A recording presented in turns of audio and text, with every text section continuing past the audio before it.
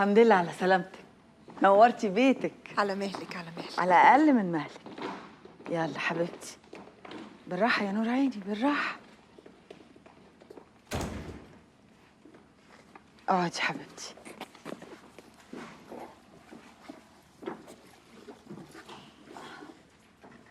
عمري ما كنت اتخيل لما اخرج من المستشفى هتبقي انت اللي بتسند عليها يا كاميليا. بصراحة ولا أنا. في الحقيقة يعني ماهر ونانسي قاموا بالواجب وزيادة. كانوا شحنني منك قوي قوي. احسن حاجه عملتيها كاميليا ان انت مشيتيهم. نانسي من الاول ما كانتش بتعمل غير انها بتنافق، انما ماهر بقى كان المنبع الاصلي بتاع النفاق. كنا مسميينه في الوسط ماهر طبله من كتر ما هو بيطبل لاي حد. بصراحه هم دول اللي كانوا بيوقعوكي. عندك حق، وللأسف أنا فهمت متأخر قوي. بعد ما بهدلتني معاكي. الله، خلاص بقى يا لؤلؤ. كاميليا قلبها طيب واتضحك عليها، وبعدين جت استسمحتك. خلاص سامحيها بقى. ده انت سامحتي اللي عمل فيكي اكتر من كده. لؤلؤ قلبها كبير وبيسامح. طالما قالت لك انها سامحتك يبقى سامحتك. هي حبيبتي كده طول عمرها بتعرف تسامح اللي بيغلط في حقها. اديك اهو سمعتي من صاحبة عمري اللي معشاني وعارفاني كويس، وانا وهي فاهمين احنا بنفكر ازاي. انا صفت لك بجد يا كاميليا، وأنا أوعدك إني عمري ما هزعلك تاني. انت قلبك طيب، بس مشكلتك ودانك ما تسلمهاش لحد تاني. أوعدك كمان إني هعمل كده. أستأذن أنا بقى. لا تستأذني ده ايه؟ انت مش قلتي هتتغدي معانا؟ ده انا طول السكه عماله بفكر هعمل لك محشي ولا مكرونه بالبشاميل. يا خبر أبيض، لا ده عايز يوم فري بقى. أنا كنت عايزة أطمن على لؤلؤ والحمد لله طمنت عليها. أنا في كل الأحوال لازم أستأذن، عندي مشاوير كتير قوي. انا مش هعطلك عن مشاويرك، بس احنا لينا يوم مع بعض. أكيد إن شاء الله هتلاقوني هنا كتير. تنوري. ألف حمد لله على السلامة، نورتي بيتك. الله يسلمك. أستأذن أنا، باي باي. اتفضلي حبيبتي. طيب انا هطلع انام انا بقى لحسن من ساعه الحادثه عينيا ما غفتش ساعتين على بعض. الحمد لله على سلامتك يا حبيبتي، ربنا ما يعيدها. يعيدها؟ ده اللي هيفكر بس ان هو يعيدها هطلع زمارة رقبته في ايدي او رقبتها. طبعا ده اللي هيفكر يهوب ناحيه لؤلؤ تاني كلنا هنقف له ان شاء الله حتى نموت مكانها. انا هطلع انا بقى استريح.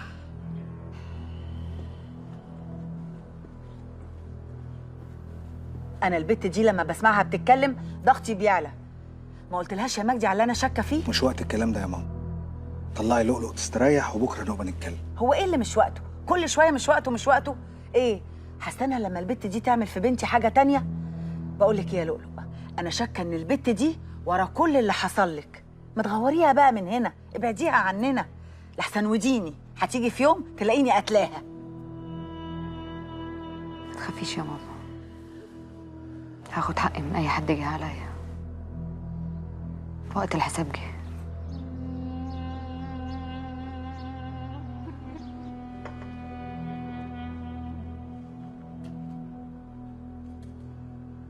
اخر مره دخلت الاوضه دي كنت مقرر وانا خارج منها ان لو حصل لك حاجه هموت نفسي. خلاص بقى يا مجدي، في ايه؟ انا لو هموت هموت من تفويلك عليا يا اخي. قلت لك ما تقلقش، انا مرتبه كل حاجه. طب ارجوكي ريحيني وفهميني بس انت ناويه تعملي ايه؟ انا عارفه انك مش هتسكت وهتفضل تزن لحد ما تعرف. هقول لك. انت عاوزه ايه يا نهال؟ انا مش طايق ابص في خلقتك. جاي اشمت فيك وارد على السؤال اللي محيرك. امشي اطلع بره بره. طب قبل ما اطلع بره، مش عايز تعرف ان انا اللي كنت بحاول اقتل لؤلؤ؟ مش مصدوم ولا متفاجئ، ده انا متاكد. طب لما انت متاكد، عارف كمان ان داليا وسيد ابو الاموره كانوا شركاء كمان معايا في الخطه؟ هو انت مجنونه؟ ده انت فعلا مجنونه. طب لؤلؤ ذنبها ايه؟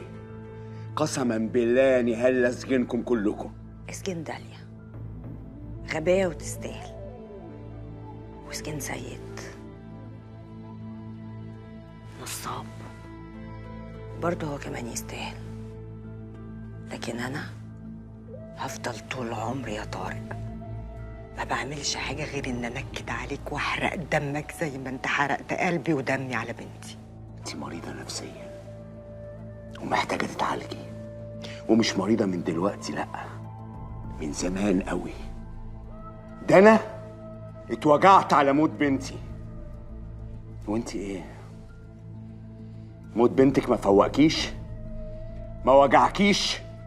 لسه عايشة في كل الشر اللي جواكي ده؟ غلك ما بيخلصش؟ انت مريضة وقذرة حتى مع أهلك، مع إنهم ما يستاهلوش اللي انت بتعمليه فيهم ده. مش هبطل دور الطيب البريء. انت اللي وصلتني لكده يا طارق، واوعى تفتكر ان انا خلصت خلاص، لا، التقيل كله جاي عليك.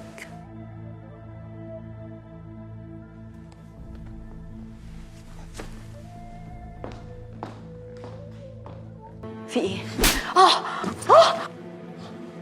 ايه يا بنت الحسب والنسب؟ ايه يا بنت جناب السفير؟ بتقتلي؟ ها؟ متفقالي مع نهال وسيد وبتقتلي؟ والله لاسجنك يا داليا، والله لاسجنك. طارق فهمني في ايه؟ هي الهانم بنتك ما قالتلكيش ولا ايه؟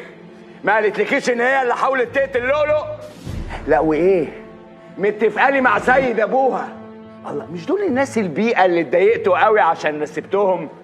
بنتك زعيمة عصابة يا مدام نجوى. لا انا ما اتفقتش مع حد، هم اللي اتفقوا معايا. انت اللي عملتي كده يا داليا؟ لا سيد هو اللي قتلها، انا ما قتلتهاش. والله لاسجنك وهقول لمالك ابنك انك متي. لا، سيد بيبتزني وعايز يشوهني وانا مش عارفه اعمل ايه. احسن، تستاهلي. ما هو من عمايلك، مش انت اللي دخلتي نفسك في الورطه دي؟ لا، اخرجي منها بقى لوحدك وهسجنك يا داليا. هسجنك. فوقي لي هنا يا سحلية انت، ما هو انا مش هفضل ادي واخد مع نفسي في الكلام عشان الضغط يعلى. بقول لك ايه يا بت، اوعي تفتكري ان المحن اللي انت عملتيه ده هيخيل عليا. محن ايه يا ام محن؟ جرايه وليا، انت السجن اللي كنت فيه ما عرفكيش يعني ايه اصحاب ولا ايه؟ وليا؟ ما انت خلاص يا اختي طلع لك حس وبقيتي بتتكلمي. يا اختي بتكلم، امال انت فاكراني خرصه ولا ايه؟ ده انا اتكلم واقول كمان، لا انا على راسي بطحه ولا انا رد سجون. بالظبط، انا بقى يا حبيبتي رد سجون، وشفت من عينتك في السجن دي كتير. بقول لك ايه يا اختي، انت مش هتخرجي من هنا غير على مكان من اتنين، يا اما هوديك السجن للي شبهك، يا اما انا هوصلك لقبرك بايدي. اهدي. سيبني يا مجدي، انا عايزه اسيح دمها زي ما سيحت دم بنتي. سيحي دم مين يا وليه؟ انت ايه هبت منك ولا ايه؟ انت ازاي تكلميها كده يا زباله يا واطيه؟ انتوا بتتكتروا عليا ولا ايه؟ وديني اعور نفسي واطلع على الاسم دلوقتي واقول ان انتوا اللي عورتوني واوديكم في 60 داهيه. نزلي في ايدك ده يا مروه، سيبوني معاه لوحدنا. ما تعور نفسها ولا تروح في 60 داهيه، هي هتخوفنا بالبتاع اللي في ايدها ده. معلش عشان خاطري، سيبوني معاه. اقفل الباب وراك يا مجدي. ماشي، بس والله العظيم وغلاوه بنتي عندي انا ما هحلك من ايدي ابدا.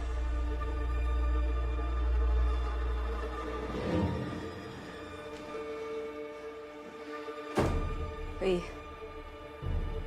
لعلمك لو فكرتي تغدري بيا وتقتليني، الفيديو بتاعك مع بودا معايا، انا مأمناه مع حد وقايله له لو حصل لي اي حاجه هينزله على النت.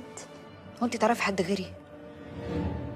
متخافيش، انا مش قتلت قتله. ولا انا صحيح فيا كل العبر، لكن ما حاولتش اقتلك زي ما امك بتقول. زي بتاع اللي في ايدك ده، خلينا نتكلم عن المكشوف، كفايه كلام عن المداري.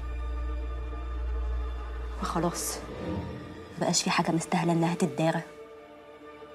انا بس في سؤال محيرني، وحياة العشره يا شيخه لا تجاوبيني عليه. ليه يا مروه؟ ليه؟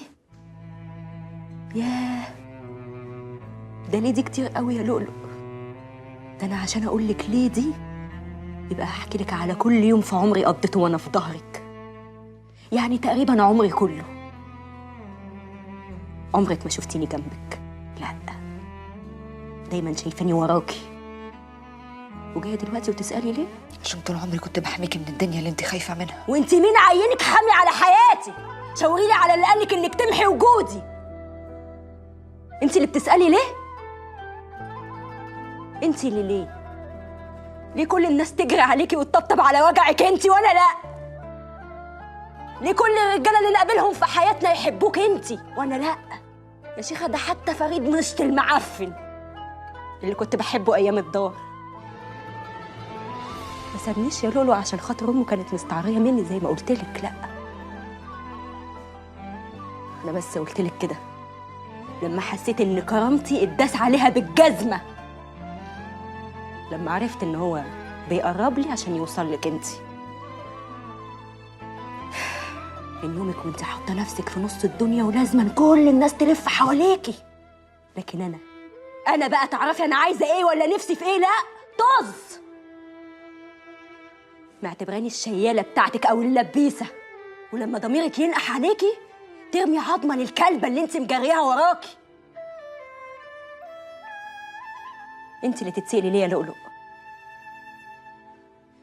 ليه حظ الدنيا يجيلك كله وانا لا؟ ما تردي. عشان ده اسمه رزق يا مروه. ربنا لوحده هو اللي بيوزع الارزاق. صح. وهو اللي مطلع على القلوب. ربنا عارف نوايا كل واحد فينا. كان عارف انا نيتي من جوايا ليكي ايه، وكان شايف انت جواكي ليا ايه. كل واحد فينا بياخد جزة اللي بيعمله. انا بقى عملك الاسود في الدنيا يا لؤلؤ. ماشي. تاخدي كام وتمسحي الفيديو؟ 10 مليون. واللي يخليهم لك 30. قصاد ايه؟ تقتلي بدر. انا خلاص اتاكدت ان هو اللي كان عايز يقتلني. موافقه. انا اصلا كنت هعمل كده مني لنفسي. وانا ما خلصنيش انك تعملي حاجه ببلاش، بس تقتليه بالطريقه اللي هقولك عليها. لا، نصحى يا بت، عشان تدبري لي طريقه توصليني بيها الحبل المشنقه بايدك، صح؟ لا يا نصحى، عشان لو سبتك لدماغك انت اللي هتودي نفسك لحبل المشنقه. انا هديكي ازازه سم، نقطه منها بتشتغل في دقيقه وبتدخل على القلب على طول. عايزه قلبه يتفرتك زي ما وجع قلبي. والموضوع بالنسبه لك هيبقى سهل. هتعزميه على العشاء وتحطيه له في الاكل. والفلوس اخدها امتى؟ مش هتاخدي ولا مليم غير لما تنفذي، اذا كان عاجبك. ايه اذا كان عاجبك دي يا بت؟ انت ايه يا حلوه؟ نسيتي ان الفيديو معايا ولا ايه؟ ده بنت هبله، انت فاكره اني خايفه من الفيديو اللي معاكي؟ لو كملتي في السكه اللي انت ماشيه فيها مش هتكسبي حاجه. لا، هكسب. فضحتك. ما انا اصلي هشير الفيديو على كل المواقع. وماله؟ هيطلع ترند يوم يومين، كبيره اسبوع، وكلها شهر والناس تنسى. بس انا مش هنسى وهروق لك، وانت عارفاني بقى لما بروق لحد. ماشي. دي ازازة السم، نقطة واحدة تفرتك قلب الفيل. وانت وذوقك بقى شوفي حابة تحطي له كام نقطة، ولما تنفذي حقك هوصل لك.